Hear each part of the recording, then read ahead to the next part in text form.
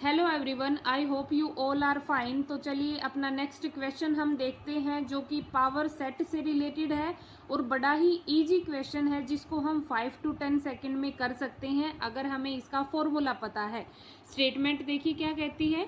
If a set has n element then total number of element in its power set is equal to.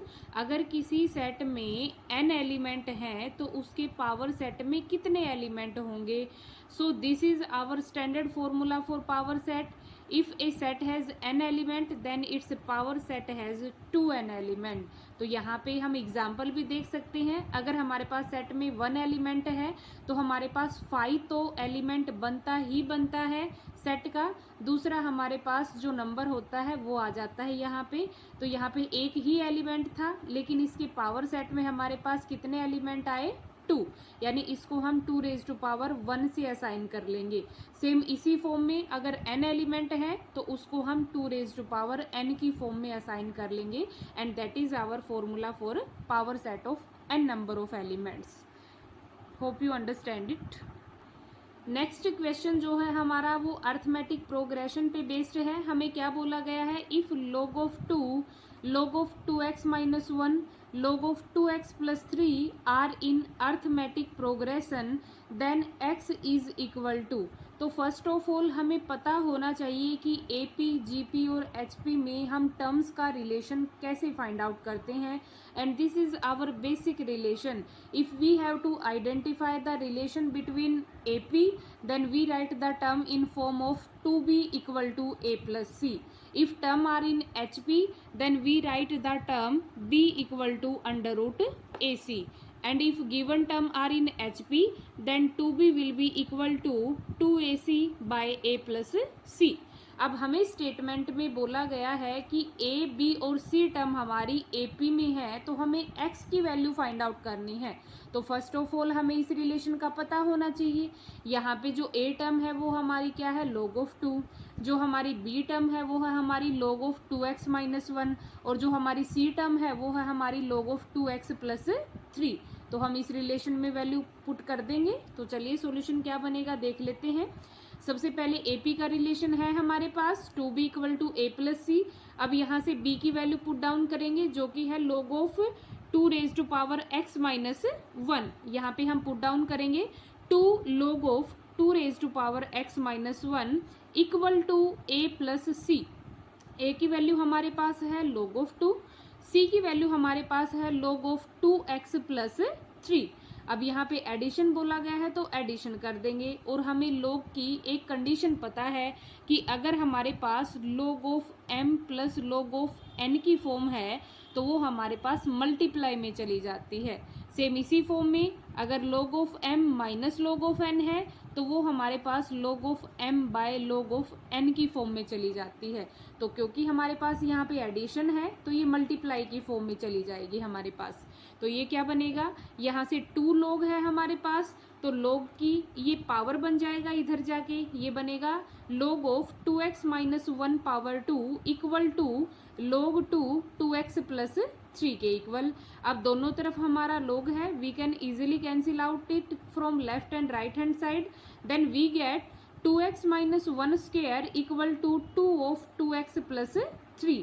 अब हमारे पास जो term है वो 2x की form में आ गई तो क्यों ना हम इसका सिंपल सा सब्सटीट्यूशन करके यहाँ से इजीली x की वैल्यू फाइंड आउट कर लें। तो चलिए कैसे करेंगे, यहाँ पे हम 2x को k सब्सटीट्यूट कर लेते हैं। जब हम k सब्सटीट्यूट करेंगे तो यहाँ पे रिलेशन बनेगा k minus 1 square equal to 2k plus 3 और जब हम इसको ओपन करके सारी टर्म्स को लेफ्ट हैंड साइड में लेके आएंगे तो हमारे पास एक क्वाड्रेटिक की फॉर्म बन जाएगी which will be in form of k square minus 4k minus 5 equal to 0। अब हमारे पास इस फॉर्म में आ गई, इसको हम इजीली फैक्टराइज कर सकते हैं। तो यहाँ से एक तो हमारे पास k की वैल्यू आएगी 5, दूसरी हमारे पास k की वैल्यू आएगी -1। तो log की टर्म में हम नेगेटिव टर्म को यहाँ पे रिजेक्ट करते हैं, इसीलिए हमारे पास k की वैल्यू यहाँ पे 5 आ जाएगी। और 5 हमने क्या एज्यूम किया है, 2 रेज टू पावर x। तो यहाँ पे 2 रेज टू पावर x के पास हमारे पास वैल्यू क्या आ गई, 5। लेकिन जो हमारे पास A B C D options given है, उनमें वैल्यू log of 2 5 की फॉर्म में है, तो हम क्या करेंगे, बोथ साइड log of 2 से मल्टीप्लाई कर लेंगे। जब log of 2 से मल्टीप्लाई करेंगे तो ये log of 2 to the base 2 ये बनेगा हमारे पास, और इसकी वैल्यू हमारे पास 1 होती है, तो सिंपली हमारे पास लेफ्ट हैंड साइड में x बचेगा and that will be equal to log of 2 5। देखो ऑप्शन में हमें कंफ्यूज करने के लिए यहाँ पे क्या दिया गया है, बी ऑप्शन में हमारे पास है log of 2 5 और सी जो ऑप्शन है हमारे पास उसमें है log of 5 2। तो इस कंफ्यूजन से हमें यहाँ पे बचना है, क्योंकि हमने सेम बेस log of 2 की फॉर्म में लिया है, तो आंसर हमारा log of 2 5 बनेगा। इस अकॉर्डिंग हमारा जो ऑप्शन बी है that will be our correct answer. Hope you understand it. Next question हमारा जो है वो डिस्टेंस फॉर्मूले से रिलेटेड है। तो चलिए एक बार हम स्टेटमेंट को अच्छे से रिकॉग्नाइज कर लेते हैं कि हमसे क्या पूछा गया है। If diagonal of the quadrilateral formed by the line, इन लाइंस को अच्छी तरह से रिकॉग्नाइज करना है। Diagonal of the quadrilateral formed by the line ax plus B Y plus C equal to 0, a dash X plus B dash Y plus C equal to 0, ax plus B Y plus C dash equal to 0, a dash X plus B dash Y plus C dash equal to 0 are perpendicular, then which is correct. और हमें ये option given है B C और B dash C dash square की form में, या फिर ए सी। अगर आप इन ऑप्शंस को अच्छी तरह से देखोगे तो जो टर्म हमें लेफ्ट हैंड साइड में गिवन है उसी का डैश करके हमें राइट हैंड साइड में कंडीशन गिवन है। इसका मतलब यहाँ पे कोई ना कोई फॉर्मूला हमारा लगेगा जिससे हम डायरेक्ट सिंप्लीफाई करके अपने आंसर तक पहुंच जाएंगे। अगर आप रिकॉग्नाइज करना चाहोगे इन आंसर्स को तो देखो लेफ्ट हैंड साइड में our terms are free from dash and right hand side में सेम टर्म्स रिमेनिंग डैश। तो इस अकॉर्डिंग हम देखो क्या करते हैं, यहाँ पे हमारे पास लाइन हमें बोली गई है ax plus B Y plus C equal to 0, और जो ये वाली लाइन देखोगे ये हमारे पास है ax plus B Y plus C dash equal to 0। यानी कि इसको अगर हम ए लाइन कंसिडर करें A B C and D, तो हमारे पास जो ए और सी लाइन है वो आपस में पैरेलल है। इसी सेम फॉर्म में हमारे पास बी है a dash X plus B dash Y plus C equal to 0, और डी हमारे पास है a dash X plus B dash Y plus C dash equal to 0। तो यहाँ से a और c पैरेलल लाइंस हैं और b और d हमारे पास पैरेलल लाइंस हैं, और ये आपस में परपेंडिकुलर हमें बोली गई हैं।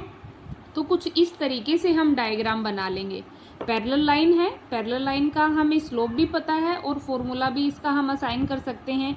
ये हमारे पास ए लाइन है, ये सी लाइन है, दोनों आपस में पैरेलल हैं, ठीक है।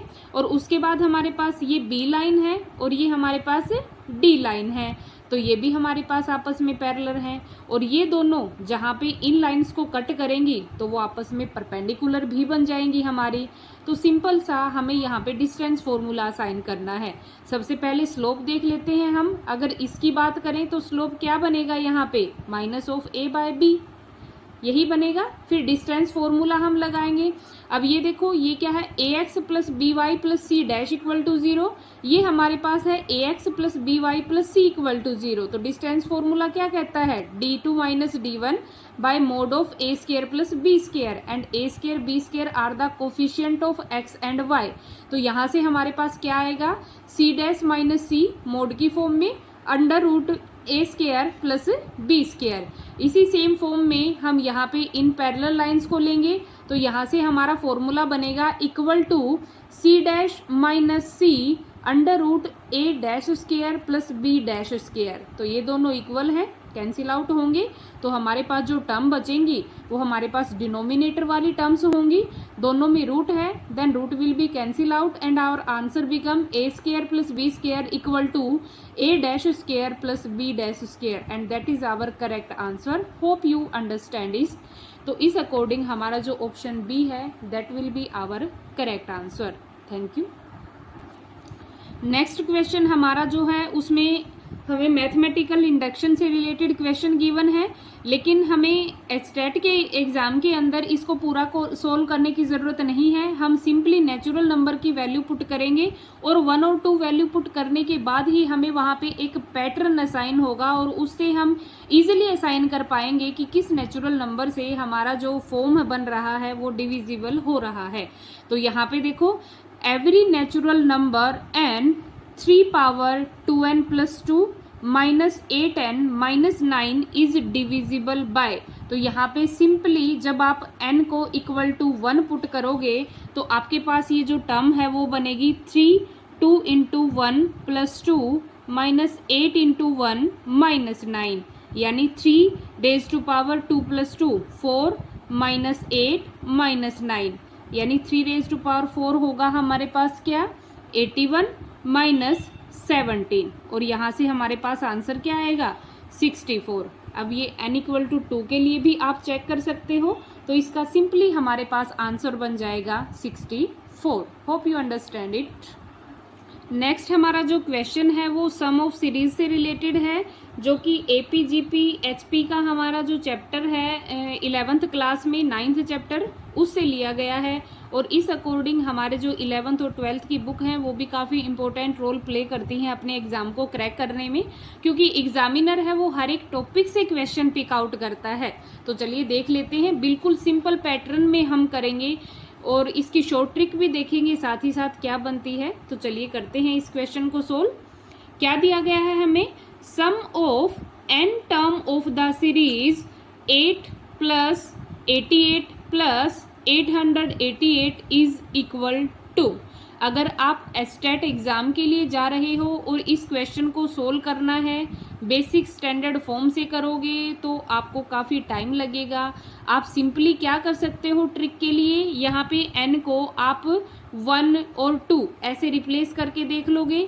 n को इक्वल टू 1 पुट करोगे तो आपके पास 8 आ जाएगा, n को इक्वल टू 2 पुट करोगे तो आपके पास 80 आएगा, ना कि 88। यहाँ पे सम दिया गया है दो टर्म्स का, जब 80 और 8 को ऐड करोगे तो आपके पास 88 बनेगा। ये मत सोचना कि सेकंड टर्म तो मेरी मैच हुई ही नहीं, ये ऐसी आपकी मैच होगी क्योंकि यहाँ पे हमें सम बोला गया है, और सम में हमारे पास जो फर्स्ट टर्म का सम है वो फर्स्ट टर्म के इक्वल होता है, और S2 हमारे पास बनता है सम ऑफ 2 टर्म्स। तो यानी यहाँ से अगर हमें A2 को निकालना है तो S2 में से A1 को सबट्रैक्ट करना पड़ेगा। अब इसका कंप्लीट सॉल्यूशन है वो हम देख लेते हैं क्या बनेगा।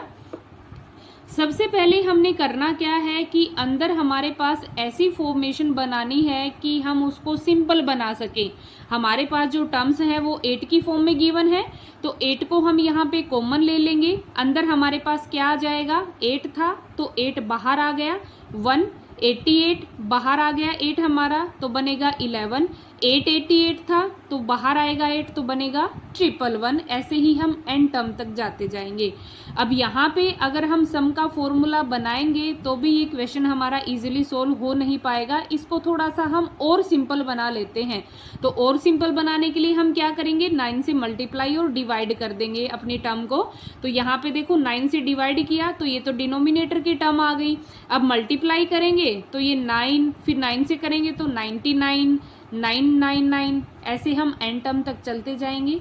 फिर हमारे पास आएगा 8/9। अब यहाँ पे 9 है तो इसको हम लिख सकते हैं 10-1।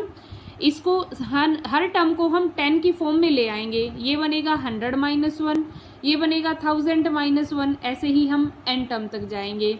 तो लास्ट में हमारे पास क्या आएगा, 8/9 10-1। अब हम 10 को अलग कर लेते हैं और ये जो 1 है उसको अलग कर लेते हैं। ये जो हमारा माइनस में 1 है वो कितने टाइम रिपीट होगा, n टाइम, तो इसको हम माइनस में n करके साइड में रख देंगे। यहाँ पे हमारे पास जो टर्म बचेंगी वो होंगी 10 plus 10 square plus 10 3 up to 10 terms तक हमारे पास आ जाएंगी। तो यहाँ पे हम कैसे सोल्व करेंगे, सम का फॉर्मूला लगा देंगे n टर्म के लिए, जो कि हमारे पास होता है a Rn-1/r-1। अब Rn-1 हम कब करते हैं, जब r हमारा ग्रेटर 1 हो, और यहाँ पे r अगर हम असाइन करते हैं तो वो 10 बनेगा विच इज ग्रेटर देन 1। इसलिए हमने ये फॉर्मूला यहाँ पे असाइन किया कि 10 10n-1 बाय r-1 यानी 10-1 माइनस ऑफ n बाय 1। तो यहाँ से हमारे पास आंसर आएगा, यहाँ से 10 माइनस 1 9 बनेगा, 9 इंटू 9 क्या बनेगा 81। ऊपर हमारा 8 है तो ये क्या आ जाएगा 10 raise to power n plus 1 minus 10 minus of 9n, and that is our complete answer, and according to our option C will be correct option for this sum. Hope you understand it. और short time में आप कैसे solve कर सकते हो वो भी मैंने बता दिया कि यहाँ पे हम n की वैल्यूज़ को रिप्लेस करते जाएंगे और अपना आंसर यहाँ पे आता जाएगा। Thank you so much. Next question हम नेक्स्ट सीरीज में करेंगे।